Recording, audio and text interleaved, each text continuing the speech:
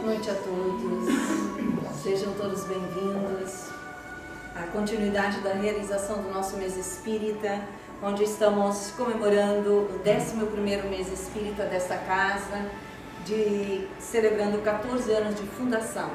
Então nós estamos dando continuidade à programação com o nosso evento central intitulado Família, um projeto de Deus. Então vamos iniciar o evento de hoje com nossas introspecções. Pedimos a todos cerrar os olhos físicos, acalmando mentes e corações neste educandário espiritual que nos encontramos. Como seres imortais, filhos de Deus, criaturas essencialmente do bem, que todos nós somos, aprendendo e caminhando na nossa jornada evolutiva. Possamos iniciar as nossas reflexões expressando nossa gratidão a Deus Pai de amor, a Jesus, a luz de nossas almas, aos amigos espirituais, abnegados trabalhadores, auxiliando a todos nós, seres dos dois planos da vida aqui presentes, como aprendizes que todos somos, sintonizados com o bem em nós, abrimos nossos corações e mentes para mais esta oportunidade iluminativa para todos nós, aprendendo conceitos novos, renovando ideias, ajustando nosso psiquismo dentro das leis do Criador, nas diferentes funções que todos nós transitamos na nossa evolução. E assim, com as bênçãos da vida maior sobre todos nós, iniciamos o nosso evento de hoje. Que assim seja. Assim seja. Que todos sejam bem-vindos. Então nós vamos adiantar que o tema de hoje é casamento, divórcio e lesões afetivas. O amor pede passagem. E nós temos a alegria de novamente ter conosco a companheira do Brasil, Maristela Santos, que vai estar abordando este tema para nós. Hoje o formato de trabalho é das 5h30 até as 7 horas a primeira exposição e das 7 às 7h30 nós temos um intervalo. Na hora do intervalo, conforme já comunicamos, aí os pais também descem para assistir seus filhos e depois das 7h30 até as 8h30 terá a segunda exposição e no final terá 20 a 30 minutos de perguntas e respostas para quem quiser levantar questões diretamente a Maristela. Então, com isso, nós passamos a palavra a Maristela. Seja bem-vinda.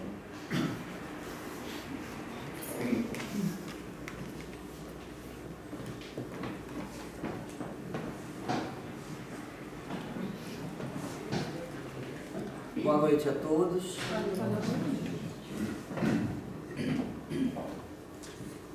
Vocês fiquem à vontade, mas eu vou ter que fazer essa posição aqui. A câmera pegar aqui porque eu não consigo falar. Um pouquinho.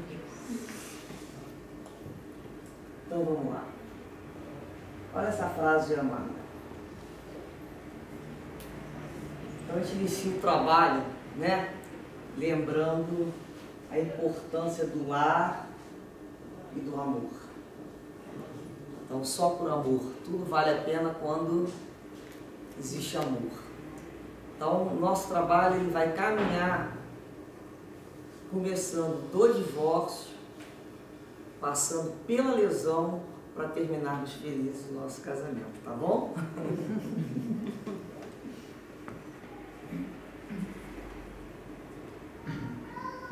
Então, vamos lá.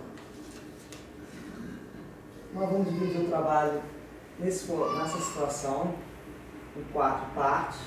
Divórcio é a lei de Deus, o divórcio é a doutrina espírita, o casamento e a doutrina espírita, uma conclusão. Na Divórcio e a Lei de Deus, nós fizemos 5 questões. Algumas são perguntas, como vocês podem ver, que ao longo do estudo nós vamos abordar essas 5. Primeira questão é essa daí. Se o divórcio é contra a lei de Deus. Então, na realidade, é uma questão que todos nós, né, quando ainda não somos espíritas, a gente se debate muito. O divórcio é contrário à lei de Deus? Não é essa a questão que a gente faz? Aí tem gente que fala, não pode divorciar, é contra a lei de Deus. Então, a gente percebe, até no atendimento fraterno, a preocupação muito de atender a lei de Deus, até. Você vê que a pessoa está querendo fazer daquele jeito, o melhor jeito possível, né? Mas Deus não mandou a gente ficar junto, Deus não uniu para sempre. Então, essa é uma questão aí que a gente vai buscar trabalhar na nossa mente. Primeiramente, a gente vai pensar o seguinte: o que é contrário à lei de Deus? Ser contrário à lei de Deus é ser contra, você se opor à lei natural, à lei divina, à lei moral. Qual é a principal lei? É a lei do amor. Então, o principal item de infração lei divina é em relação ao amor. Alguma coisa que você faça saindo do amor, saindo da cá. Nosso objetivo, na realidade, é estar sempre com foco, buscando o amor. Em todas as situações. Vai lavar uma louça? Faça com amor. Vai telefonar para alguém? Faça com amor.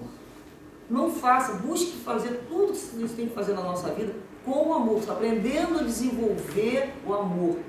Porque o amor, ele não é como é um sentimento que tem que ser desenvolvido ainda. Então, ele está de latência, e muitos de nós a gente fala assim, eu acho que eu não amo. O amor está lá. Só que a gente precisa ter atos que venham a desenvolver esse amor que existe dentro de nós.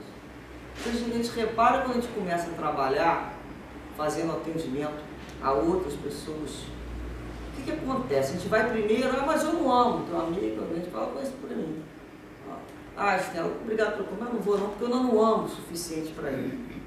Falei, mas ninguém ama o suficiente para mim. Primeiro momento você vai disciplina. Muita gente vem para o curso com disciplina, mas venha com disciplina. Mas Manuel fala, a disciplina antecede a espontaneidade. Então, antes da gente ter um ato espontâneo, não passa pela disciplina. Qualquer espírito superior, com exceção de Jesus, que a história dele, a gente não tem noção como é que foi o princípio, mas se a lei é para todos, e todos começam simples e ignorantes, e são a vida da pessoa, o próprio espírito vai construindo ao longo das reencarnações, não demoram mais, demoram menos, de acordo com a sua força de vontade, em caminhar em direção ao amor. Então, o que a gente percebe é que todos os espíritos, São Francisco de Assis, começaram, tem um problema, começaram por disciplina em algum momento.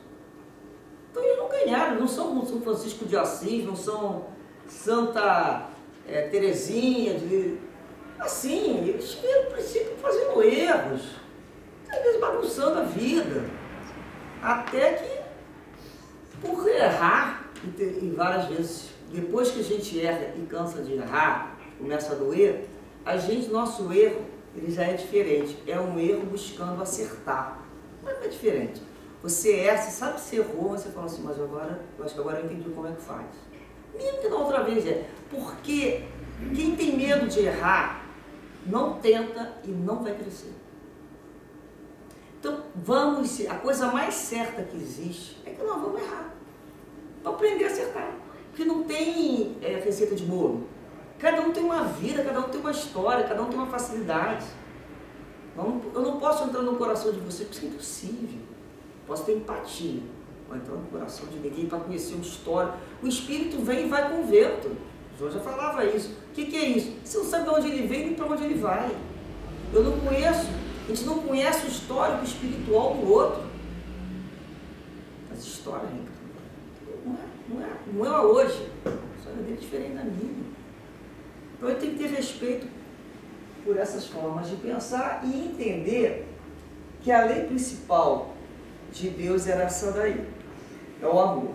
Então Jesus não consagrou a insolubilidade que a gente chama do casamento. Ele disse: foi por causa da dureza do vosso coração que Moisés vos permitiu repudiar vossas mulheres. O que significa? Que desde aquela época era permitido por causa da dureza dos vossos corações. O que é dureza dos vossos corações? Falta do amor. A dureza do vosso coração permitia repudiar uma mulher. Então aquele era o motivo.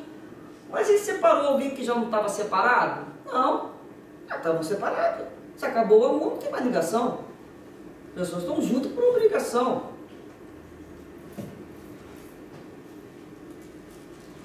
Olha só, no Evangelho segundo São Marcos.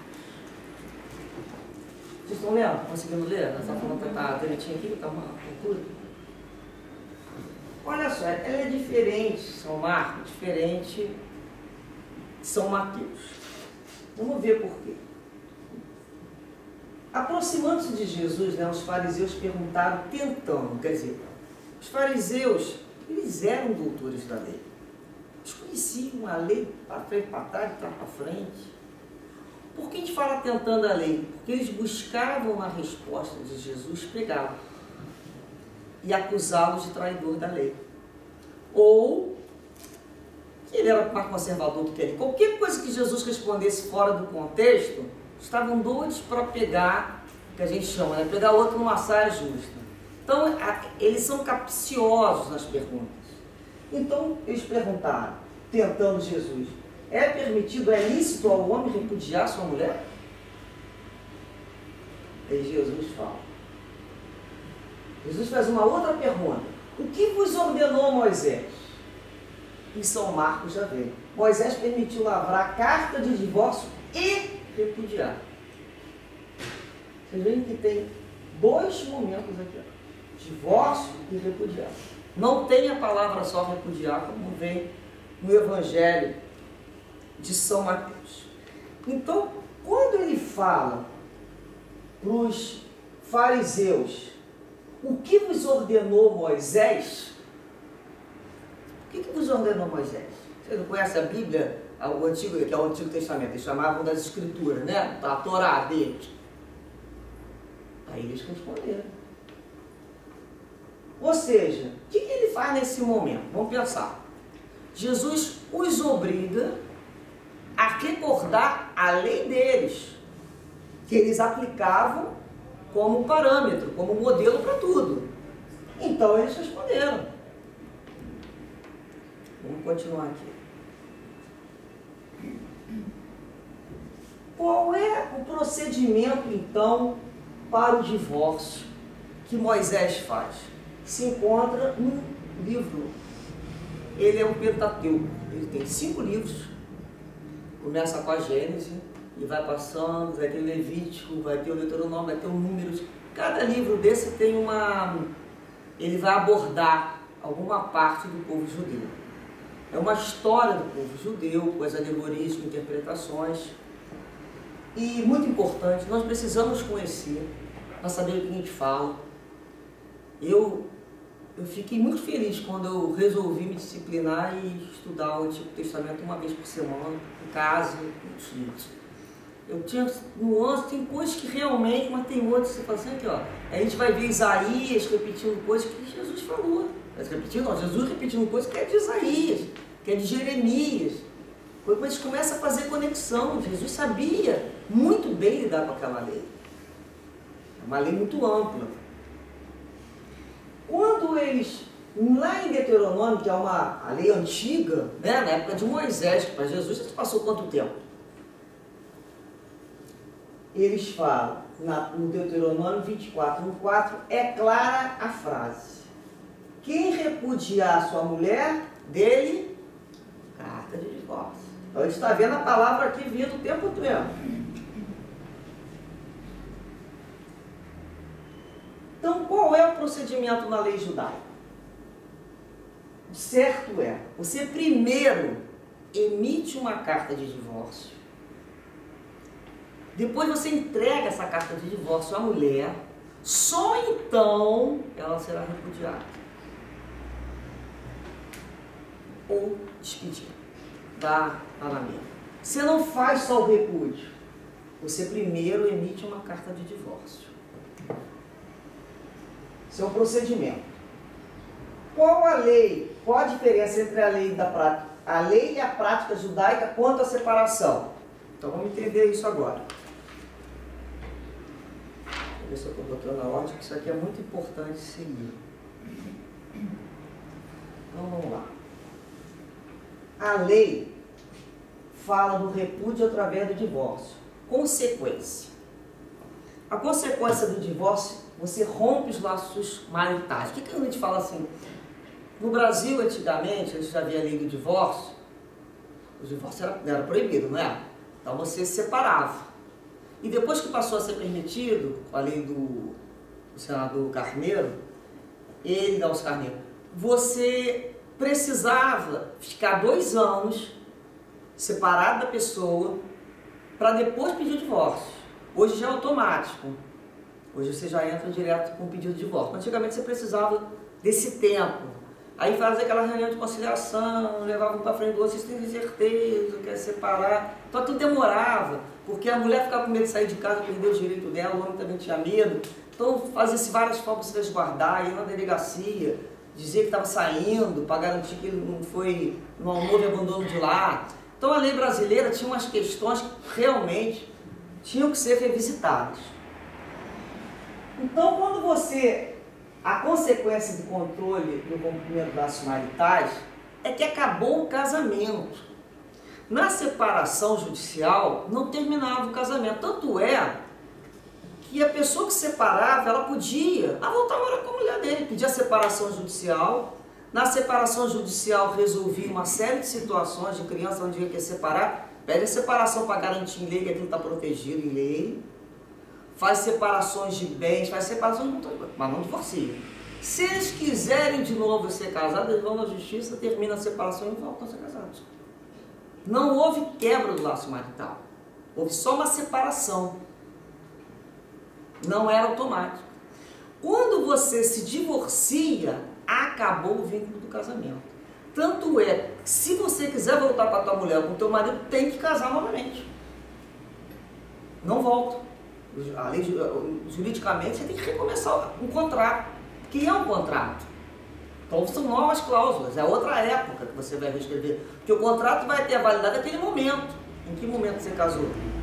Na tal época você casava, não tinha, uma época foi comunhão parcial de bens, outra hora integral. Como é que você faz um casamento com os bens protegidos? Então, cada momento que há isso, você tem uma lei vigente, que você respeita aquela lei daquele momento, daquele local, espaço e daquele país. Porque a lei é uma necessidade da sociedade. O que ela está clamando, o que ela está pedindo. Então o Brasil chegou ao ponto, graças a Deus, né, que se entendeu isso. Então rompeu o laço, a mulher não tem mais que dar satisfação para o marido, acabou, ele não tem que saber mais nada da vida dela. O que ficou é realmente um estranho. É o pai do filho, não tem mais vínculo nenhum. A lei judaica, por isso que ela manda dar o repúdio. No divórcio você tem o rompimento dos laços maritais. A lei você dá o repúdio através do divórcio. Na prática, o que eles faziam na prática? Eles davam um repúdio isolado. Eles repudiavam a mulher e não faziam a quebra do vínculo marital. Não tinham dado carta de divórcio. Que é uma consequência? Ela não podia casar novamente, ela não podia voltar para a casa dos pais. Ela ficava lá à disposição deles, servindo as outras mulheres. E se ela arranjasse outro homem, que ela era nova, que se apaixonasse, se ela fosse pega, adultério. Olha como é importante, então, essa consequência. Outra questão. Deixa eu ver se... Só um minutinho. Repúdio isolado, a gente começa a perguntar assim. Por que eles não davam essa carta de divórcio? Por que o judeu não dá a carta de divórcio? Porque é caro. Ela lê. Não dá carta de divórcio. Carta de divórcio, quando eles casaram, eles receberam um monte de presente, de bens, da herança do pai dela, de divisões. Divorciar vai ter que separar, vai ter que voltar os bens que ele pegou. É caro. E ele perde uma escrava. É uma escrava. Olha só. Aí você começa a imaginar. Interessante. Então significa que Abraão, Salomão, Davi, eles faziam isso, né? Eles eram polígamos. Eles nos pediam. As mulheres ficaram lá, tanto é que a esposa de Abraão oferece, né, a outra para gerar seu filho, e depois a despede.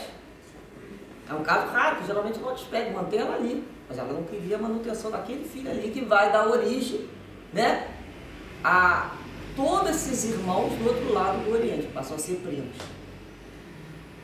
Mas vamos voltar o que interessa aqui.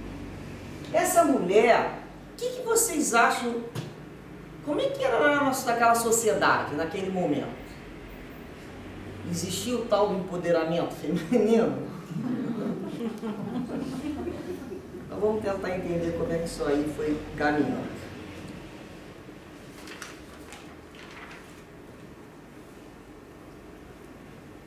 Jesus veio dar cumprimento à lei. Porque as pessoas dizem, você veio destruir a lei?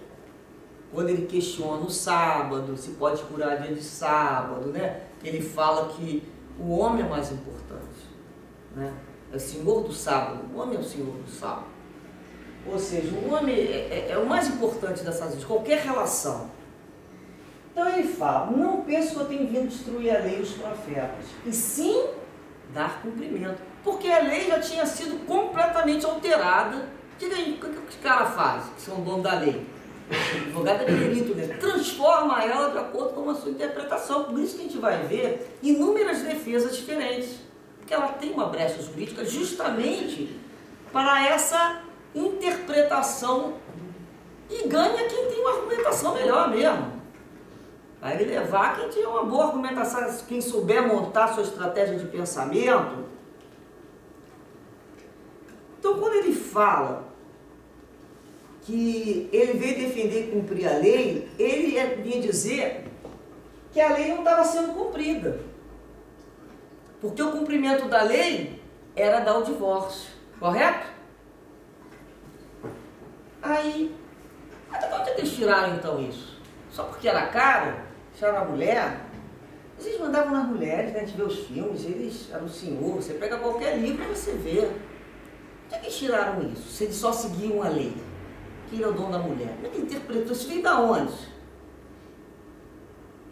A gente não pode questionar isso?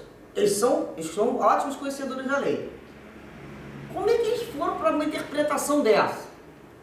Se você vendesse um escravo, a mulher tinha que acompanhar. Tinha que ser vendida, era dada de presente, assim, ó, leva. A mulher não tinha uma sociedade que ela não tem voz ativa. Quem questiona o direito de mulher naquela época? A mulher era... Falar com uma mulher na rua era vergonhoso. Eles passavam na rua e não se falava com uma mulher. Era tido como coisa de menor circunstância.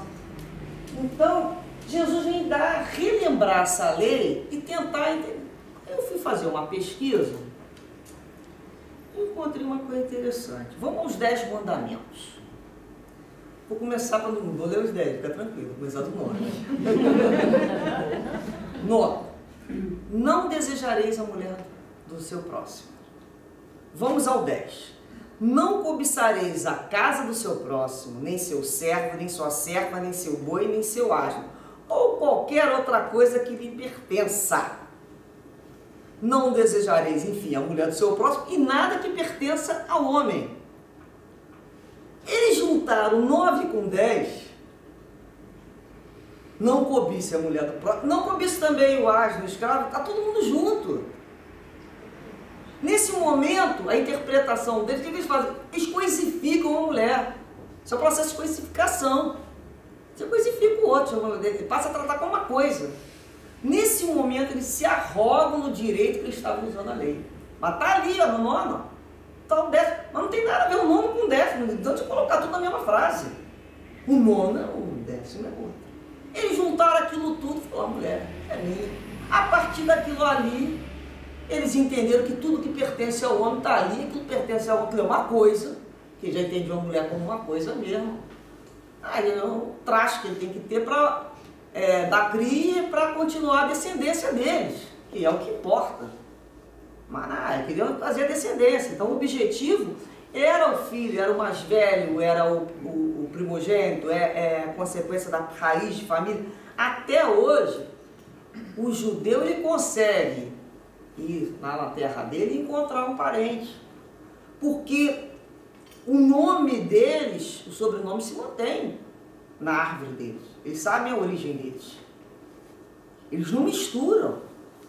Como, por exemplo, eu tenho um sobrenome que a gente chama de judeu novo, né? Ou seja, os judeus foram perseguidos, vieram de Portugal. Não existe a origem da minha família. Você não consegue. Porque você foi largado pelas outras bandas, você não sabe mais quem é.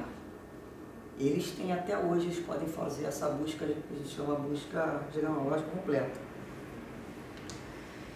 E a gente tem que lembrar também, já que a mulher não tinha, ela devia uma fidelidade absoluta, quem que ia lutar por essa mulher? Como é que ela ia exigir reciprocidade se ela não tinha voz? Não podia nem falar. No templo lá deles, em Jerusalém, qualquer templo, a mulher, o homem entrava e ia para o sagrado, que se chama. A mulher fica apartada no pátio. Ela fica apartada, ela não participa. Ela não pode botar a mão em nada. Ela é coisa mesmo. Ela, até hoje tem muitas situações que ela não participa. Então essa é a ideia.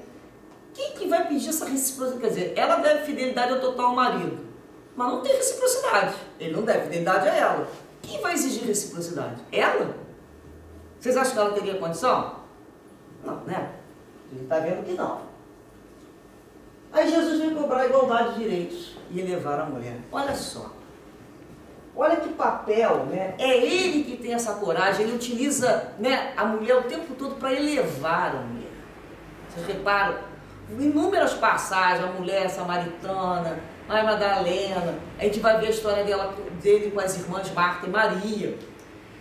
Ele eleva sempre a mulher, ele tem um cuidado com a mulher, que os outros não tinham. Os outros, o homem está cheio rodeado, mulher, né? Já acharam aquilo, ainda mais uma mulher dada a vida.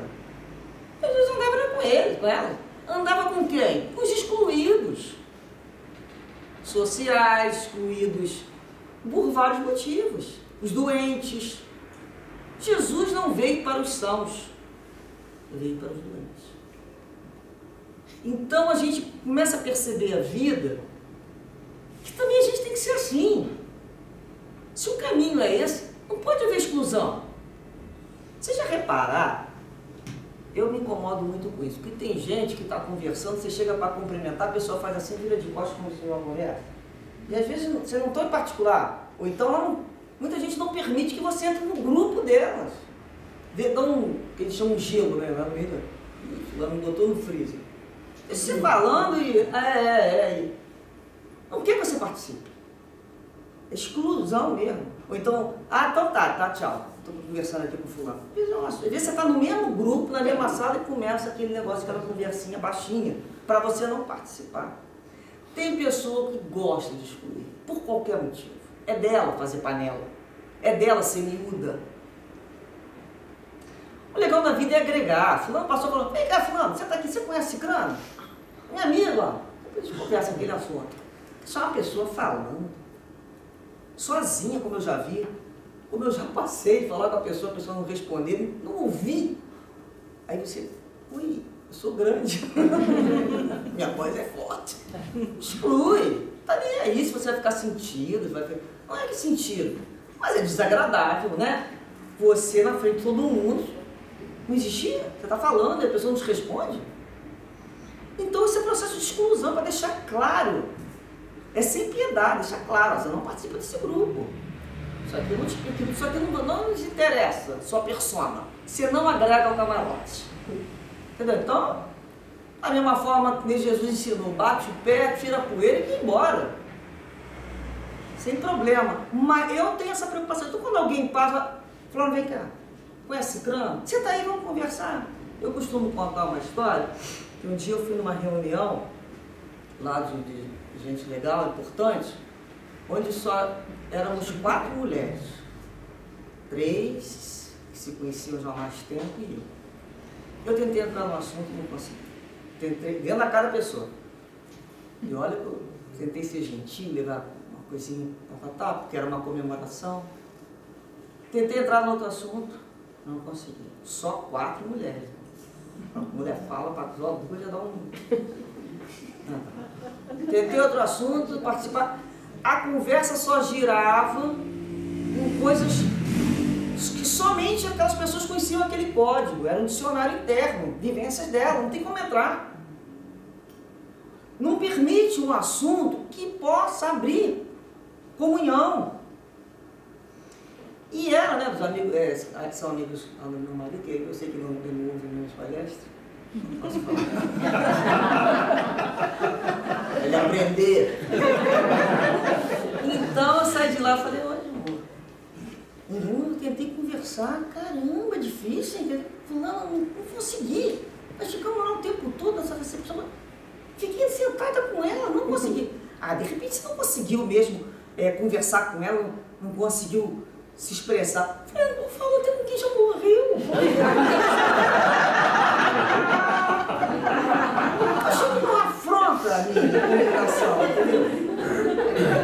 Eu não consegui falar, vamos conversar de esmaltinho, qualquer coisa, mas bota na conversa. Deixou aquele desespero de eu ter que falar. Voltando aqui para o sério. Olha lá o Deuteronômio. Prescreve a pena de morte como castigo para o adultério, tanto para o homem como para a mulher. Então o Deuteronômio não está falando só de mulher, ter o castigo de morte. Vocês lembram que ela era apedrejada até a morte? E o homem não era. Olha lá a lei, ó. Eles não seguem a lei? Olha lá a lei antiga. Aí Mateus, ouvindo Jesus falar isso, ele diz isso aqui. Se essa é a condição do homem relativamente à sua mulher, não convém casar. Acho melhor senhor não casar. Deixa claro isso no Evangelho para Mateus. Realmente, não convém casar. Eles eram polígamos. Que papo é esse de empoderamento já feminino aqui nessa época, que a mulher vai ter os mesmos direitos que o homem? Como assim? Né? Então, é melhor a gente não casar, vamos manter, ficar solteiro e a gente pode ficar separando. Porque era deles, eram polígamos, então falar com eles numa cultura de uma só união monogâmica era muito confuso para a cabeça deles. Eles tinham a questão de um único Deus, mas não tinha de uma só mulher. Porque essa interpretação já dado início, eles já entenderam de outra forma. Então, o Mateus ele já dá essa situação e a gente vai perceber, né, nessa leitura que Jesus tem um papel muito bonito nessa passagem, então. Porque ele mostra que não é ele que está falando em reciprocidade. Vocês não vão me pegar, está lá em Deuteronômio. Então o que ele mostra? Vocês não estão usando a lei? Mas que lei é essa? Jesus conhecia aqueles livros que dava aula. Criança, ele largou a mãe dele, entrou no templo e foi conversar com os sábios. E ele dava aula, discursava. Escuta, Jesus, né? Tipo assim, eles não reconheciam o mestre. Então, essa é a condição do homem relativamente. Então, o homem ficava nessa condição para a mulher e não fazia observância da verdadeira lei que ele tinha para eles. Eles liam isso, mas não queriam enxergar. Então, não é só a mulher que vai levar pena de morte. O homem também tem que levar pedrada. Aí eles pararam para pensar. Eu sabia disso? Como é que eu não sabia? Vocês não decoraram a lei? Continuando. Vamos ver o divórcio e a doutrina espírita. Como é que a gente entende o divórcio pela ótica jurídica e da doutrina espírita, tá? Primeiro está lá no Evangelho, dizendo que é uma lei humana. Então já entende, começa a entender como é que a doutrina espírita entende o divórcio. É uma lei humana que tem por objetivo separar legalmente o que está separado de fato. Não é contra a lei da natureza, pois só virá reformar o que os homens já fizeram. Ou seja, a posição da doutrina espírita está aí, ó. É uma lei humana. Cada época você vai ver uma lei, se a gente parar para estudar a lei, né? Se a gente pegar uma lei aqui, faz que a gente faz comparação em direito, da Inglaterra, não sei, é absurdo também. Você fala, não é possível que isso um dia foi lei. É lei. Então, você vê umas leis que é humana, é daquele momento, daquele período, e depois vai mudar, gente. A lei muda. O que não muda é a lei de Deus. O que é imutável é a lei de Deus. O resto vai mudar. Uma série de observações científicas já foram 1000 vezes reformadas. Filosóficas também. A lei de Deus não muda. É a mesma. Enquanto os homens vão mexer, o homem muda. Então, na realidade, o que ele quer dizer, os homens já fizeram essa separação. Já acabou o amor. Já fizeram uma coisa que a gente chama, né? Separar legalmente, ou seja, para reconhecer direitos do marido, da mulher que está se separando, divorciando, e das crianças e os bens, questões financeiras, de imóvel. Por isso que é separar legalmente pela justiça judiciária humana. O que está separado de fato. Porque tem o fato e tem a lei. Você pode estar casado pela lei e de fato está separado. Ou está separada já, mas no fato você continua casado, não param de se ver. Não acontece isso também? Pô, a gente não está mais casado, só sai para namorar. Então tem o fato e a lei. Olha só, Martins Peralva, desculpa, no livro Estudando a Mediunidade, ele apresenta 5 tipos de casamentos. Olha se vocês se enquadram.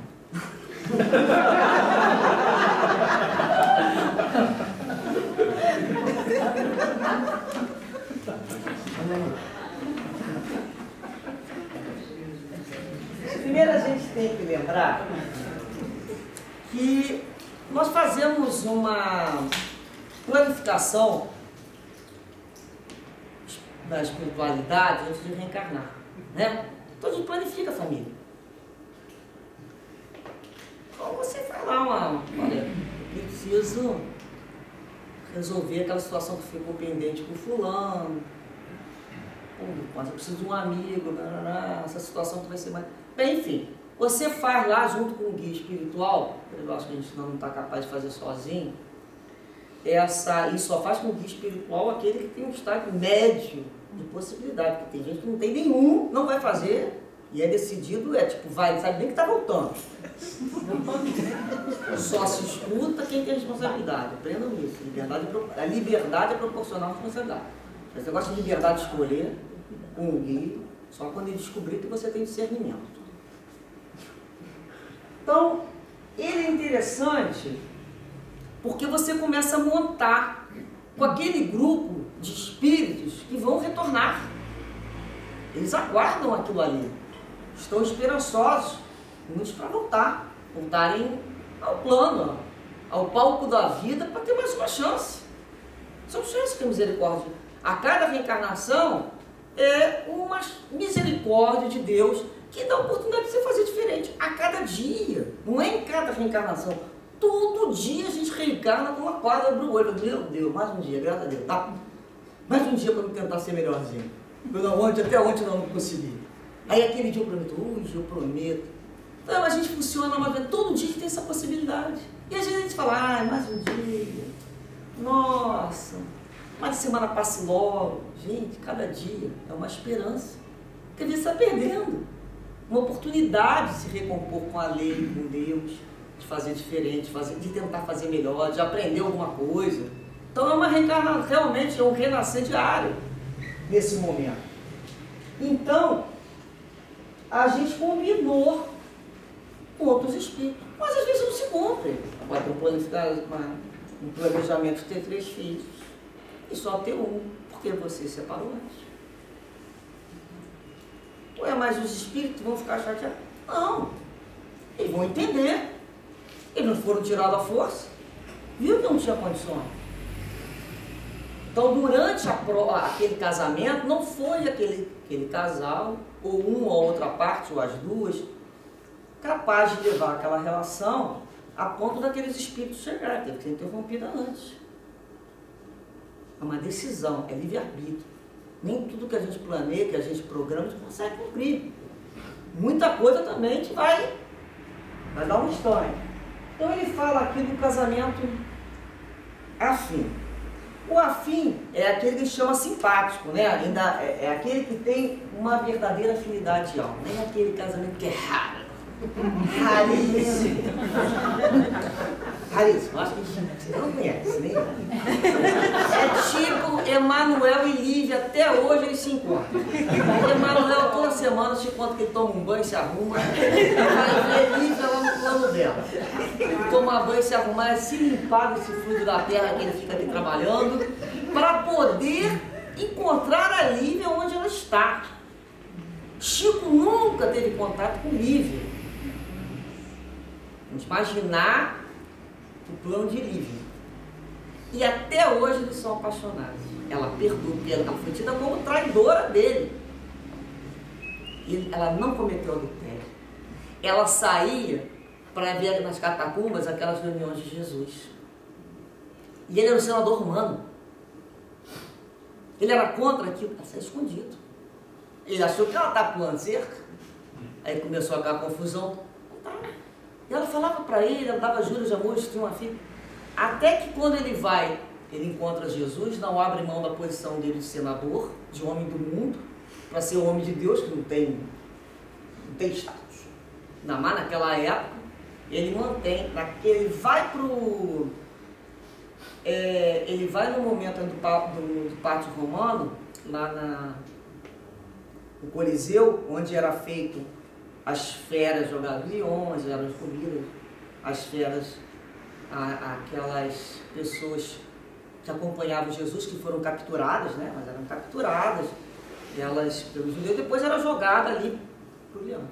Quando ele está sentado, que o imperador faz o tal para soltar as feras, quem que ele olha? Ele olha para ele, ela. Ali ele acabou com a vida dele. Aí ele entendeu tudo. Dali em diante é que começa o calvário de amar. Ele acorda. Ele teve que ter uma perda dele, ele amava. Era aquela posição que não vou perder a fama de mal, entendeu? Você não sei o quê, não confio em você, mas ele amava. E ela também. Ela perdoa, claro que ela perdoa. Onde ela se encontra, ela perdoou. E olhou para ele. Ali ela acordou. Ele acordou. Então, de uma certa... Ele só aprendeu aquilo ali na dor. Então, até hoje, ele continua com a tarefa, né? Agora liberamos ele. Porque Chico foi... Emanuel deve ter tirado férias, tem melhorado, tipo assim, não aguento mais, né? Tem muito igual o Chico. Então, acho que agora ele liberou também ele. Ele já está mais próximo, se Deus quiser, junto com Lívia. E o Chico falava, Emanuel é namorado, eu adoro os namorados. Se arruma e vai ver Lívia. Então, um casamento desse, de almas, que vai durar eternamente.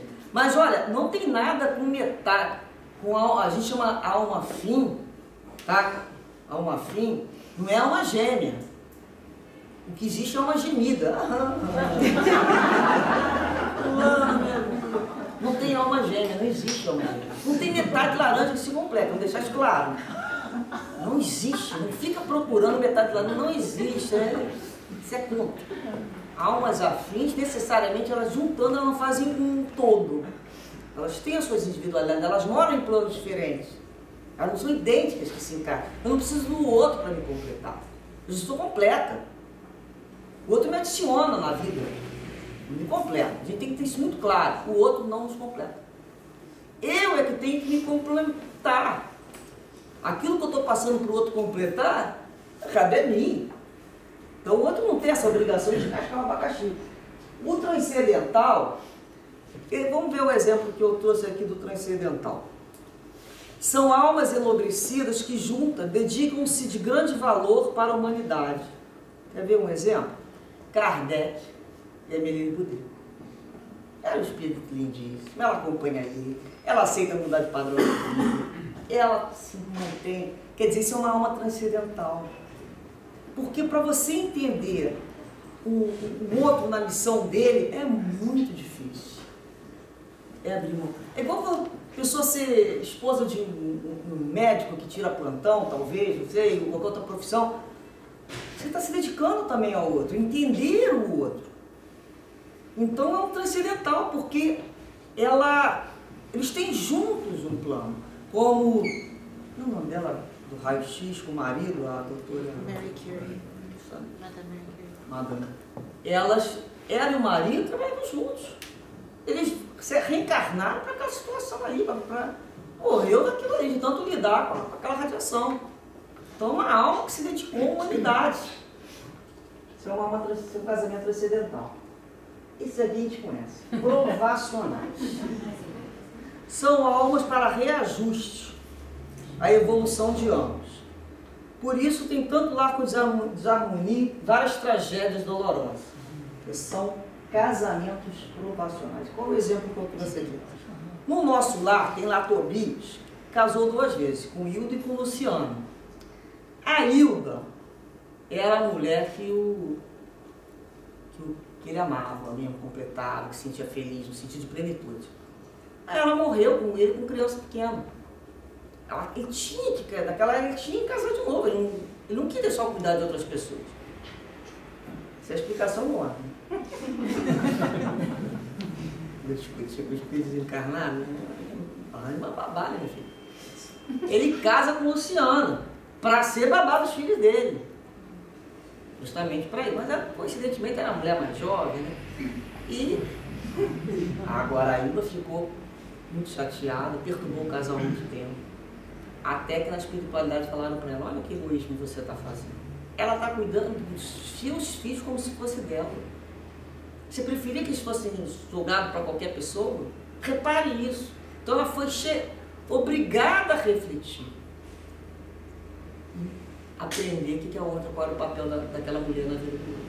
Aí eles se encontram na espiritualidade do nosso lado. Aí o André Luiz fica assim: mas como é que fica essa situação aí, né? Como é que vai ser agora? Ele explica. Aí, não, pode deixar que eu explico. A gente já está preparado para voltar, nós vamos voltar juntos novamente. Ela já tem um outro pai, ela vai ter uma nova formação familiar. O deles era provacional, era uma questão provacional, e se liberaram bem da situação. Então, a gente vai perceber que às vezes pode ter 2 casamentos, cada um numa situação. E na verdade a gente vai passar por toda essa sequência aí. Não, todos nós vamos passar por essa sequência. Quando você vê almas, né, que quando desencarnam, demora um tempo para você se descondicionar das tudo que você entende como posse, né? Que nem os judeus entendiam. A gente acha que o outro um pouco nossa posse, né? Então, é meio que condicionante essa situação. Vocês querem ver uma coisa? Meio era casada, novinha com Arnaldo Rocha, e ela teve lá, por pouquíssimo tempo, ela morreu muito jovem, ela desencarna. Um tempo Arnaldo Rocha arranjou uma outra moça para casar. E ali, ela já entrou no desespero, na espiritualidade, ela cuidava das crianças, do lar das crianças. Aí ela vai conversar com o Emanuel. Olha só, eu estou pensando em voltar para ser filha deles, para ficar perto do Arnaldo. Pode deixar que eu vou ser filha, sua filha. Essas filhas bem grudadas. Eu amo muito. Aí o Emanuel falou assim, pode interferir para mim, Emanuel? Posso. Eu posso mandar esse pedido. Mas já te digo de pronto que o meu indeferimento sai agora. Vamos ver se o restante vai liberar. Aí ela, ó, se já é Emanuel, já indeferiu o pedido, tipo, posso mandar, mas já sai aqui de pronto com o meu indeferimento. Aí ele chama ela, a chama mesmo da responsabilidade. Que história é essa? Você monta um trabalho, se responsabiliza pelo trabalho, sabia que ia reencarnar por pouco tempo, ia voltar para concluir o trabalho. Agora tu vai deixar na mão de outras pessoas? Por causa de capricho e ciúme feminino? Aí ela corta. Como espírito. Então para você ver, nossa, meio um espírito adiante. E ela tá vendo aquilo. Ainda. Então é muito perigoso esse amor. Quando a gente tem que entender que vai se separar. Em algum momento da história, porque alguém vai precisar de uma prova diferente. A gente tem que compreender isso. E que as coisas tomam seus rumos de acordo com as suas necessidades. E um casamento sacrificial. Tá aqui. Aqueles que têm uma grande diferença evolutiva entre os cônjuges. Um espírito de mais alta envergadura que aceita o consórcio com outro menos adiantado para ajudar em seu progresso espiritual. No nosso lado também tem a história da mãe do André Luiz, que reside num plano elevado, e ela conversa lá com o André Luiz que ela está se planejando. Você viu onde está teu pai? Ele nunca imaginei que o pai tivesse lá. O marido dela se encontrava no umbral do umbral do umbral, agarrado ainda a duas amantes que ele tinha, então guardavam ele. Esse espírito complicado, não está complicadíssimo. O André Luiz não percebeu a presença dele. Ele não consegue fazer percepção. E ela falou, vou voltar para tirar ele e essas moças dessa situação. Ou seja, olha a diferença de nível. Imagina como é que aquele casamento que aquela mulher dá aquele testemunho para ver se o outro aprende. Então, eu costumo dizer que essas almas abnegadas assim são as pessoas mais anônimas. Elas não fazem alarde. É Dona Maria que mora nos fundos da casa de não sei o que, um monte de filha tentada, aquele marido que vai fazer acontecer com ela. Ela é anônima. Geralmente vem apagado naquele lar mais simples. É muito interessante o processo. E as pessoas às vezes, eu acho que nem outro dia a gente estava num determinado lugar, as pessoas estavam fazendo lá deferência a fulano de tal, tá, meu respeito. Eu virei para um amigo e falei assim, você conhece a história daquela moça ali, ó, que está ali no balcão? Não.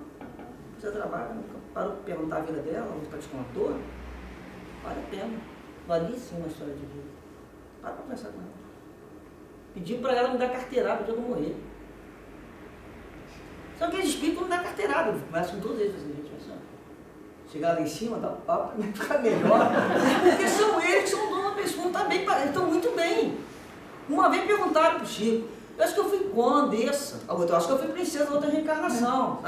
Eu fui melhor. E ficaram naquela discussão. O que você acha, Chico? A gente foi ou não foi? Foi. Certamente, Chico não discorda. Vocês foram porque no céu estão as lavadeiras e as cozinheiras. Então, mais ou menos isso. Então, o homem ainda se ilude muito pela aparência do outro. Você dá deferência porque o camarada chegou lá na festa, porque eu não... vai ser nada.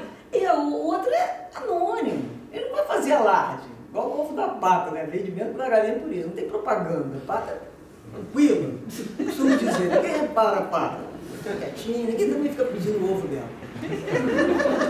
É assim, vai vivendo na vida quietinho. Quanto menos me verem, melhor. Menos perturbação traz. Então, eu acho muito interessante que em todos os círculos as pessoas dão deferência para a imagem ainda, para uma série de questões que pouco importa. É naquele momento. Então aquelas almas que estão do nosso lado, mais obscuras, mais simples, ali está a lição. Ali está a lição. Foram com elas os meus melhores aprendizados. Já vi lares que são verdadeiros sucursais. Os lugares mais complicados e aquela mulher ou aquele homem tentando silenciosamente ensinar o marido e os filhos como é ser honrado, o que é ter humildade, o que é calar a boca, o que é ouvir para não ter uma discussão, saber ouvir. Entendeu? Então, a gente fala assim, ai que bobo. Bobo somos nós. Porque a gente não atende, a gente prefere ter razão do que ser feliz. Então, esse é um casamento que vai ser sacrificial para a mãe do André Luiz. E o acidental é aquele que não houve nem programação. São essas almas inferiores que, por efeito de uma atração momentânea, afeição física, elas se juntaram. Se encontraram ali na rua e... apaixonei. Eu sou outro G2. Ah, tá apaixonado. É amor da minha vida. A gente escuta, é amor da minha vida. Tá certo.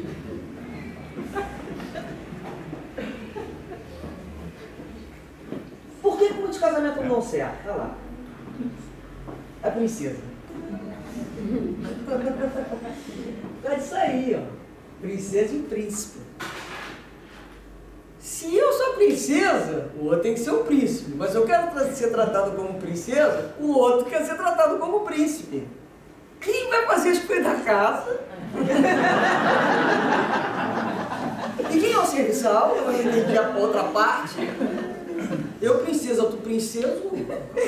Quem trabalha nesse latifúndio, né? Então, eu tenho muita preocupação. Hoje em dia a gente vê os pais criando os filhos, fazer a filha sentir uma princesa, né? Você é princesa, principalmente é princesinha, papai, é princesinha da mamãe. E bota de rosa, bota coroinha e faz princesa. E a criança começa a entrar naquela, eu sou uma princesa, sou uma princesa. Vai crescer se olhando no espelho, você chama uma princesa. Vai que se apaixona com o plebeu. Com pouco dinheiro. Ai, ela vai sofrer. Aquele casamento vai ser difícil funcionar. Ou ela vai casar com aquele príncipe, bonito, namora a mesma coisa, que a mamãe fazia toda a vontade dele, entendeu? E atendia, e ele não sabe trocar uma lâmpada, ele é o príncipe. E ela é uma princesa, não vai dar certo aquela relação. Porque a pessoa foi programada para ser sozinha. Ela é egoísta. Alguém ensinou ela a ser princesa, se comportar como princesa, como se princesa não abrisse mão. É até complicado falar isso aqui, né? Outras questões é essa aqui, ó. Você acha que o outro tem que te completar. O outro tem que te dar aquilo que você não tem. Ué, você não tem, você vai buscar ter. O outro não tem que me dar o amor que carece dentro de mim. Eu tenho que aprender a me amar. Ah, mas ele não preenche. Ele não vai preencher esse vazio. Se vazio é teu, não adianta, pode ter 10 maridos que não preenche. Eu não preenche. Preenche nem armário, é letra, preenche. Você tem que aprender a se posicionar. Mas ninguém preenche, ninguém. Concorda? A gente não é bola de sopa para estar sendo preenchido por ar de ninguém. Então a gente vai aprender, na realidade, tomar vergonha, vai se olhar, vai aprender a se amar, vai aprender a se gostar. Para que o outro, sim, queira te amar. Para que o outro goste de alguém independente. Porque eu encontrar uma pessoa que vai ser meu sanguessuga, que quer eu o tempo todo, ninguém aguenta uma relação dela.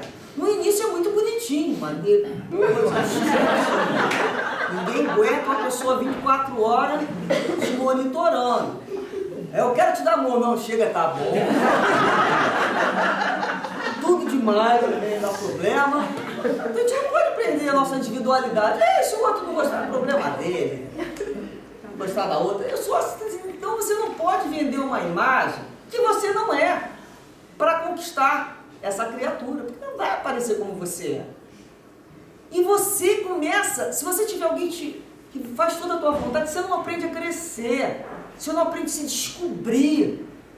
E ninguém mais vai fazer isso comigo. Tipo, chegou aquele momento e falou, olha, nem mulher nem homem vai fazer isso comigo. Eu me amo. Eu não aceito mais uma relação situação dessa? Eu não preciso mais passar por isso. Porque em nome de que eu estou passando por isso? Qual a finalidade disso aqui? Se não é porque quando é um casamento sacrificial, a mulher não se faz essa pergunta. Ela faz aquilo que nem uma pessoa que eu conheço, com todo o coração do mundo, e nunca reclamou daquele marido difícil. Nunca me... Ainda falava, ai, estou tão preocupado, eu falava assim, não me pergunte o que fazer. Então, a alma, estou evoluída para fazer isso. Eu conheço. Ela me deu uma alma durante muitos anos. Então você vê aquilo assim. Então você vai vendo que ela não quer isso para ela de menos. É um prazer atender aquela coisa. Mas nós, na maioria de nós, que estamos aqui nessa classe média da vida, nós temos que aprender a nos amar, até como espírito. Não é errado se amar. O amor aí que eu estou falando, o auto-amor, né, o auto-respeito, é a questão da dignidade do próprio espírito, para ele crescer. Senão, é um espírito que vai ficar sempre na dependência de um casamento para ser feliz. Que história é essa que só casando eu sou feliz? Que história é essa que só tendo filho eu sou feliz? Não existe isso. Cada um tem um ajuste de vida, uma necessidade reencarnatória. Então essa coisa que se vende, a gente tem que descascar daí um pouco do marketing das pessoas, né? Momento limite para o divórcio. Emmanuel fala, não corte onde possa desatar. Não corte. Tem situação que dá para você desatar. O que eles falam? Principalmente aqueles relacionamentos, vamos dizer, aqueles relacionamentos que a pessoa, por qualquer motivo, acabou. Não vou te chamar. Não quero mais essa relação, vou cortar. Ela pode desatar. Então são momentos, é normal abrir mão. Ambos têm que abrir mão em vários momentos. Então, casamento, muitas vezes, as pessoas se separam por bobagens, por imaturidade, por capricho. Porque estavam vivendo num estado de ilusão, de romantismo, de novela. É de uma ingenuidade. Né? A pessoa fala, comigo não vai ter rotina. A minha vida vai sempre ser assim, uma lua de mel. Então tem coisas que você não pode explicar para o outro. Cada um tem uma, pode ser que seja. Eu não conheci nenhum que não teve um diazinho de rotina. Você sabe o que vai fazer naquele dia da semana. Porque é natural. Porque a rotina é bom também. A rotina te dá um conforto para você viver. Então a gente começa a perceber que às vezes a gente quer uma coisa que não vai ser bom. E ambos têm que saber abrir mão. Mas a gente tenta. Tenta dentro de quê? De um limite. Que limite seria esse? O que vocês acham? Que limite seria esse? Abuso. Hã? Abuso. Ao abuso, ao machucar o outro, a desrespeitar o outro. É o que a gente chama de lesão afetiva. Então ali é o limite. Então enquanto as pessoas estão discutindo, uma vez em casa dá uma briguinha, ali tem amor. Ali tem chances daquilo ali virar paz. O problema é quando só um fala e o outro já ficou no silêncio. O outro não quer se dar nem o trabalho de discutir, porque acabou. Então, tem uma hora que você vai mas você também tem que entender, tem um limite para você ir. O outro é livre. Se a gente já casar entendendo que o outro é livre, e que eu gosto tanto dele, que ele vai ser feliz aonde ele quiser. Ninguém vai ficar comigo, com ninguém obrigado. Eu não preciso disso nem do outro. É isso que a gente começa a pensar. O amor é para adicionar, para a gente crescer junto. Pode acontecer que, em algum momento na vida, você se encontrar, tinha um objetivo em comum, e são espíritos completamente diferentes depois de 10 anos. Cada um quer, o outro quer não sei o quê. E vai ter uma forma de incompatibilidade que nenhum dos dois ali quer abrir mão. E vai chegar a um ponto que vão desistir dessa briga e vai começar a ter a falta de respeito. Aí começou a ser perigoso essa história. Então, generalizar que o divórcio está sempre errado é tão injusto que falar que o divórcio também está sempre certo. O que existe é você passar a ter um bom senso. Nem sempre está certo, nem sempre está errado. Cada caso é um caso. E cada um é que sabe até onde pode ir. Cada um é que conhece esse limite. Você não tem uma receita de bolo. Mas alguém tem. Está lá num casamento que entende, velho. Ninguém tem nada. Eu acho muito complicado a interferência nas intimidades de qualquer pessoa, sabe? O outro que decide, é diferente. Ele tem direito, ele quer viver aqui desde essa experiência que ele quis. Então a gente tem que aprender também a olhar essas vidas diferentes do que a gente pensa. Não vai pensar diferente mesmo, que age diferente. Então, essa condição de voltar é muito pessoal. O limite a gente tem que começar a entender que é muito pessoal. Não se interfere. As pessoas vêm nos perguntar e falam, isso aí você decide. Não, essa decisão te pertence. Porque as pessoas tentam jogar para outras pessoas decidirem. E você de incauto dá lá a tua opinião. Isso é complicado. A gente acaba se emaranhando numa situação que não é nossa. E a gente fica lá testemunhando com a história, sem necessidade. Quem sou eu para julgar alguém? Foi o que Jesus falou. Se Jesus não é ninguém para julgar, eu, você? Quem acha? Quem que me fez o separador da tua herança? Não, sou. Tem situações que a gente começa a sair. Pode ser até com os nossos filhos, com a mulher dele. Você decide sair. Não tem filho. Então a gente começa a perceber, até porque, às vezes o outro, a gente faz assim, né? Que a gente percebe que a reencarnação é uma oportunidade de se reconciliar com o outro. E quando a gente se separa, ou pede uma nova oportunidade, mas depois eu me reconcilio com ele na outra encarnação. Né? Espírito, outra encarnação. Só para eu contar uma coisa para vocês. A nossa fila de credores é longa. Até você se registrar com todo mundo para ele poder entrar na fila de novo, vai demorar. Então tem que aproveitar aquela oportunidade agora. Porque a gente tem muita gente para dar conta ainda que a gente desajustou por aí. Às vezes nem sempre aquela programação reencarnatória vai estar à nossa disposição imediatamente, não. A gente não tem ideia de quanto a espiritualidade trabalhou para juntar aquelas duas criaturas e para trazer aqueles outros espíritos. Isso tem que ser levado em consideração. Então, se você não sabe que vai casar, não case. Uma casa vai estar casado, pensando que é. E se não tiver que ser também, não vai ser da mesma maneira, você tem que entender. Mas ninguém casa. Se não der certo, você separa. Isso é imaturidade, né? Casamento é uma coisa que gera frutos, gera filhos, gera um plano. Até porque o divórcio é muito triste. Você não separa só duas pessoas, você separa sonhos, né? Você vê as pessoas ali naquela hora da raiva um do outro. Eu já vi divórcio que contando talher. Como isso? Você via que não dava um braço a torcer, não, de vídeo gráfico.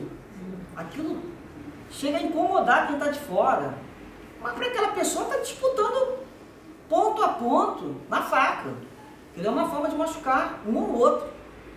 E a criança vendo essas situações, então, a gente tem que pensar, né, que o outro vai ter imperfeição dele nesse casamento com dificuldade. Antes de chegar a esse ponto de ter que acabar, a gente saber que está casando com um ser humano. Ser humano é que nem a gente, não temos perfeição. Tem inclusive uma lenda árabe que o camarada falou para o amigo dele, olha, vou viajar para encontrar a mulher perfeita. Saiu, pegou o caminho dele, né? É árabe, aquele pega o caminho. Passou 30 anos fora. Aí voltou na aldeia dele, 30 anos. Aí o amigo falou assim, não encontrou a tua alma perfeita, né? A mulher perfeita que você estava procurando. 30 anos você volta sozinho, não encontrou a mulher perfeita. Você se engana. Eu encontrei minha mulher perfeita. Por que não trouxe? Porque ela quer um homem perfeito. É quando a gente descobre que a gente quer que o outro seja aquilo que a gente não é, não é isso? Então vamos falar sobre lesão afetiva. Traição, vamos ver. ela, ou no coração. Isso aqui é uma frase que está no Evangelho a verdadeira desgraça está mais nas consequências de uma coisa do que na própria coisa. Isso é muito importante, a gente demora para aprender isso, né? Na prática, para entender. Demora para entender isso aqui. Às vezes uma coisa que acontece, que é ruim na hora, que coisa horrível que aconteceu comigo. Mas na frente vai ter uma consequência maravilhosa. Você fala, gente, se eu soubesse que isso ia ser muito melhor, tiraram da vida, me empurrou para uma coisa melhor. E às vezes uma coisa que é muito boa, no início, pode ter uma consequência péssima depois. Então a gente começa a medir e entender. Não vamos nos abster de ficar pedindo que a gente não sabe às vezes o que é melhor. Pede para Deus, Senhor, eu preferi, mas você já fez sua vontade. O que for melhor, porque eu sei que vai vir para mim o melhor. Se está ruim, aquilo é o melhor que eu posso ter. A gente começa a entender esse processo. Então, se a gente para de fazer exigências, né? Então, vamos lá. Vamos ver se eu tenho aqui. Não, vamos voltar para a lesão afetiva. Não tem, não. Eu separei aqui, olha, algumas lesões. Machucam mais do que a dor na carne. Machuca mesmo. A lesão afetiva, ela é pior do que uma lesão física. Maltrato, traições, crueldade doméstica, abandono, abuso de crianças, homicídio, suicídio, são algumas das consequências documentadas de casamentos, relacionamentos, olha só, que falharam, mas não terminaram. Ele falhou, o casamento tinha falhado, mas não terminou. Eles continuaram. Então olha a consequência. Tragédias. A gente sabe o que acontece. Muita, né? Então a gente não consegue, na realidade, medir a resistência do outro. Tem uma história que a Dona Ivone conta, que se chama... Deixa eu ver se está aqui. Um Estranho Caso de Obsessão. É no livro Consolador. A Luz do Consolador, da Dona Ivone, Um Estranho Caso de Obsessão.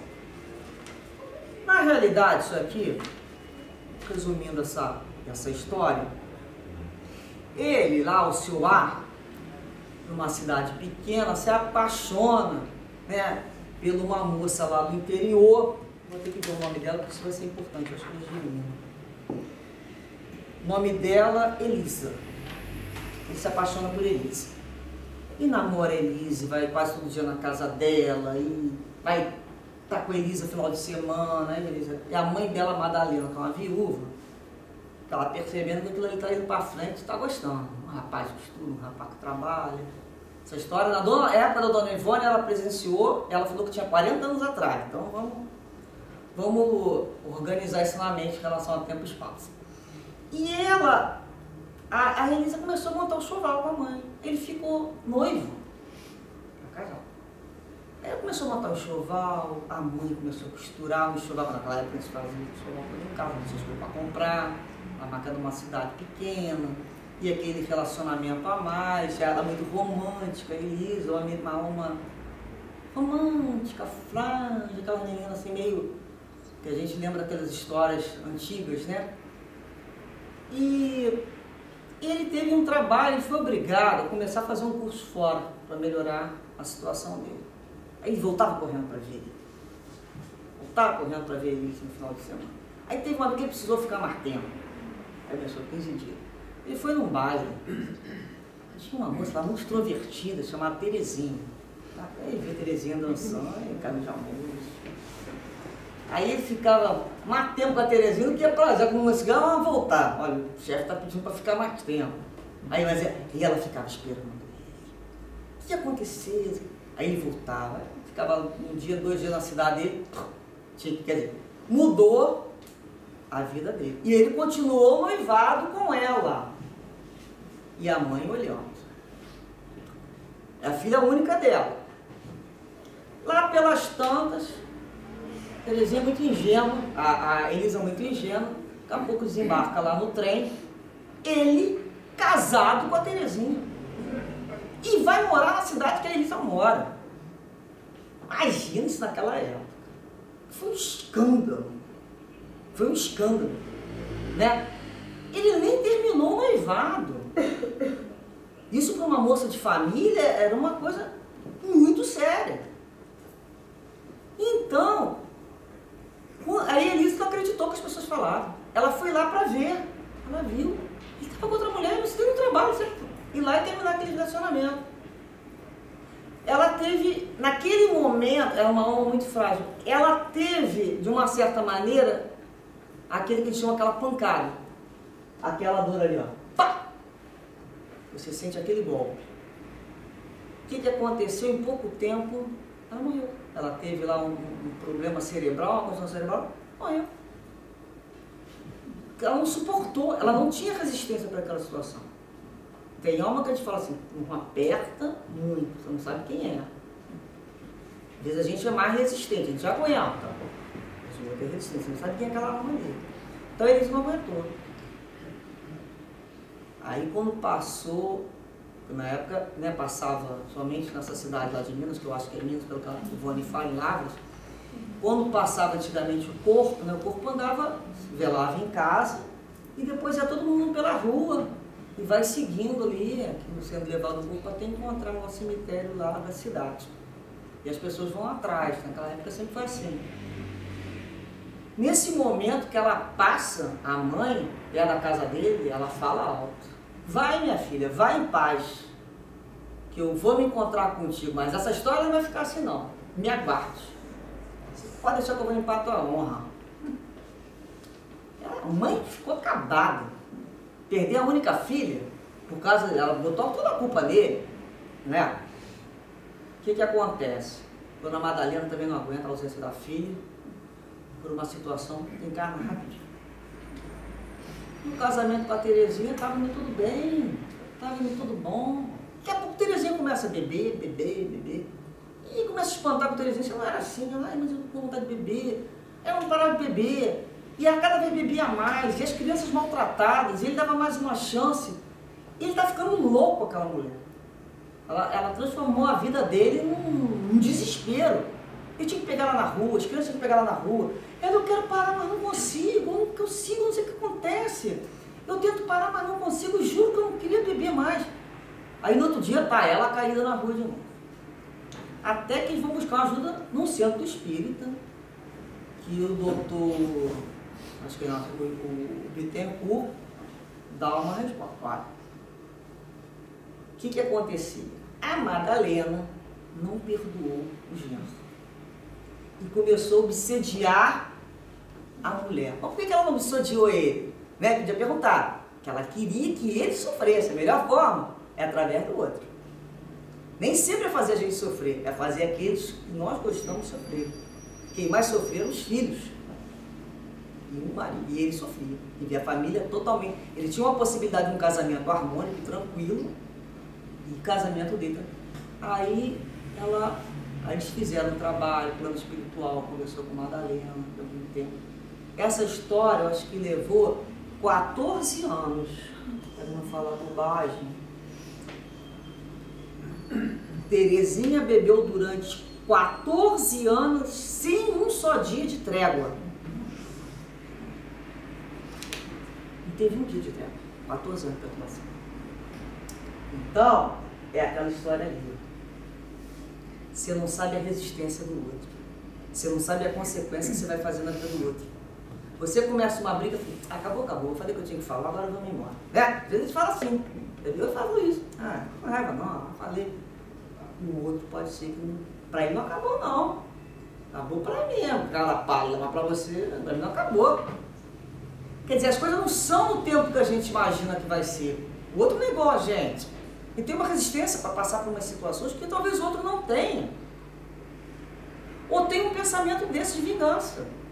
Então, a gente pode dizer que isso aqui é uma consequência, dessa história que eu estou te contando, uma lesão afetiva no outro. Uma lesão, uma consequência que a gente não para pensar. Que pode acontecer. Continuando. pessoas nos questionam muito na doutrina espírita, isso aí, não é? Me separo ou mantenho a relação? As pessoas chegam desesperadas. O que eu faço? Quando a gente está no atendimento fraterno, o nosso papel é ouvir mais do que falar. É ouvir a ponto de tentar ter aquela empatia e ver como você pode ajudar ao outro a pensar.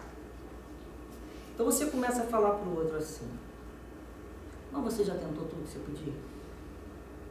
Tem certeza? Já saiu para viajar com a tua mulher? Já levou ela para passear ou o contrário?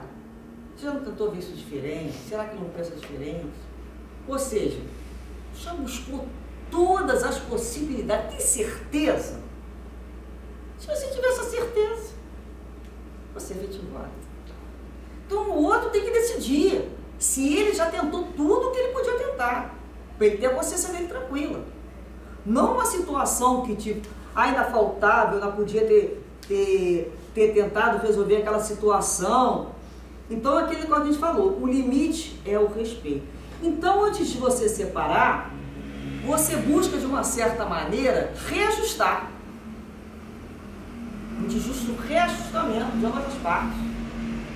A gente não precisa de juiz para fazer uma arbitragem, não. A gente já tem maturidade, né, para conversar com o companheiro. Quem tem que decidir é o casal. Realmente as pessoas não descobrem no atendimento e vêm desesperado. Tem gente que interfere. Eu não posso interferir. Ainda mais dentro da doutrina espírita, é minha opinião pessoal. Em nenhum momento é certo nem casar, nem separar, nem divorciar. Não tem isso. Então, até a preocupação da interferência na privacidade do outro. Sabe? Eu tenho muito cuidado, eu não interfiro. Então, eu pergunto: já tentou tudo? Tem certeza? Tentou se adaptar? Tentou ver essa possibilidade? Já tentou não sei o quê? Ó, já pensou nisso? Não é uma mulher criativa, né? Já tentou não sei o quê? Porque a gente tem que aprender a redescobrir o outro. Ah, olha o outro, tira essa lente que você está vendo o outro, essa lente escura, compra um óculos cor-de-rosa e vê um outro diferente. Porque às vezes é coisa da nossa cabeça. Começar a ver o outro daquela maneira, não é. Só a gente que vê ele assim. Porque a gente focou numa determinada situação, num acontecimento, e fica naquilo ali. E não liberta o outro do passado. Está vendo aquelas pessoas que não se separam e perdoam uma traição? Todo dia no café da manhã serve de recheio do pão aquela história para o outro. Te perdoei, né? Você lembra? Não esqueci não. Então, a gente percebe que não houve perdão. A pessoa está se agredindo. Aquela horrível frase: ruim com ele, pior sem ele. A gente começa a questionar, tipo, de onde que saiu isso, né? Em que momento alguém criou uma situação, uma fala dessa? Então você começa a questionar padrões internos de formas de educação. Tem um filme muito interessante, eu acho que é sobre o amor de nós dois, eu não me lembro, não tenho certeza. Que eles, quando eles casam, dentro da cabeça deles fala a avó, a mãe, a tia. É muito interessante. Eles dialogando, a fala deles é uma reprodução das suas matrizes. Isso é muito interessante. Quando a gente vem, está falando que nossa mãe se falou para a gente lá atrás, naquela época, aquela concepção era dela. Não é que ela tivesse errado, para ela aquilo era verdade. Ela queria o nosso bem, a forma dela pensar. Então tem um momento que você é adulto. Você não tem que estar atrelado em verdadeiras verdades. Que história é essa? Verdadeira, que é verdade? Não tem. São os seus sentimentos com o outro. Chega um momento que você tem que olhar para o outro e falar assim: meu Deus, mas pode ter acabado isso na relação, acabou o sexo, acabou não sei o quê, acabou o dinheiro. Eu gosto dessa pessoa gosta de mim. Então aquilo ali vale a pena. Você começa a ver o outro todo dia de uma forma que, se você não tiver a capacidade de renovar o seu dia e acreditar que aquele dia vai ser diferente, tudo o seu vai ser horrível. O dia do teu trabalho vai ser péssimo, porque as pessoas são chatas, não é a mesma coisa, o chefe é chato, a mulher é chata, a filha é chata, tem barulho. Porque você parou naquilo ali e está esperando o que acontecer, tipo cair um meteoro. Vou contar uma coisa para vocês, isso é a vida. Você tem que falar isso com os filhos. Ah, mas é rotina, e ela... Vou te contar uma verdade. Isso é vida, Papai Noel não existe. Porque tem gente que eu não sei o que está pensando. Se os dois tinham pouco dinheiro, é óbvio que vai ter uma vida que vai ter que abrir mão de algumas coisas. Isso é natural. O casal está crescendo junto. Então ela está exigindo coisas que não pode dar, ele está exigindo um comportamento dela que ela não tem condições de ter. Enfim, está querendo que o outro seja aquilo que ele não é. E você não está deixando perceber o teu sentimento verdadeiro pelo outro, independente do que ele seja. Qual é o limite desse? Atender o outro, dar um tempo para esse reajustamento. Então ele pergunta, já tentou tudo? Em caso de acidente, mantenha calma, né? Não faça nada. Cale-se. Dorme, que é bom. Eu sempre faço isso. A pessoa dorme, dá uma dormidinha. Eu vou acordar melhor, se acordar, sabendo o que eu vou fazer. Deixa eu ir lá dormir rapidinho. Eu me rir e volto. Fazer isso. Donância, deixa eu dar uma dormidinha rapidinho. Porque eu vou estar naquele momento da emoção, do problema, da discussão. Eu vou estar vendo aquilo de uma outra maneira. Vou dar uma dormida, dar uma descansada, faz, né, o sono da beleza. No outro dia, outra visão. Quantas vezes nós nos arrependemos no dia seguinte daquilo que falamos para o outro? Ou para um chefe, ou para um colega de trabalho. Aí depois você vai com aquela cara cabisbaixo. Ó, sabe ontem? Foi mal. Jovem que fala assim, né? Foi mal. Tipo, não aguentei, fiz isso, me permite, desculpa. Então vou pelo menos ter humildade. Mas tem uma hora também que cansa. Você ser ferida pelo outro todo dia, depois vem pedir desculpa. É morcego? Sopra, morde, sopra e morde, cansa. O outro tem que ter equilíbrio emocional. Você vai tentando reajustar isso no tempo. Mas se mostra um desequilíbrio emocional do outro, uma inconsequência com os seus atos, não tem responsabilidade sobre a vida do outro. Você não sabe o que aquela pessoa que você está machucando ali é capaz de fazer. Nem em termos de violência, nem em termos de pacificação. Então isso é muito. Para você aquilo ali, você falou da boca para fora. Na hora você está chateado, botou para fora.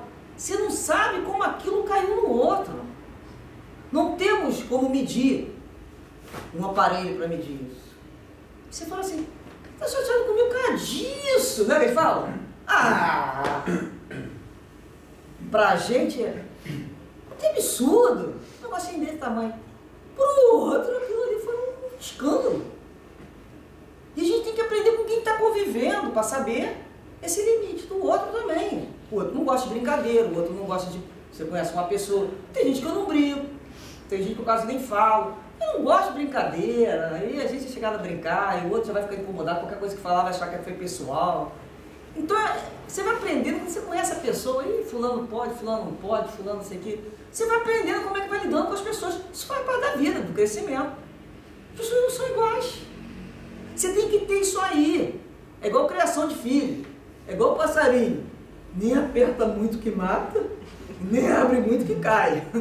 Então você tem esse processo de saber até onde a tua mão pode ir com o outro e do outro com você. Então isso é uma relação muito preocupante. Gente, nós vamos parar nesse momento, tá? Deixa eu terminar só com uma coisa, eu tenho 2 minutos. Não vou abrir nada. Um casamento de 50 anos. Aí o repórter foi lá entrevistar para saber ali como é que ele usa a expressão, o segredo de uma união tão duradoura. Ela perguntou ao casal. Conta, senhor. Primeiro perguntou para o marido.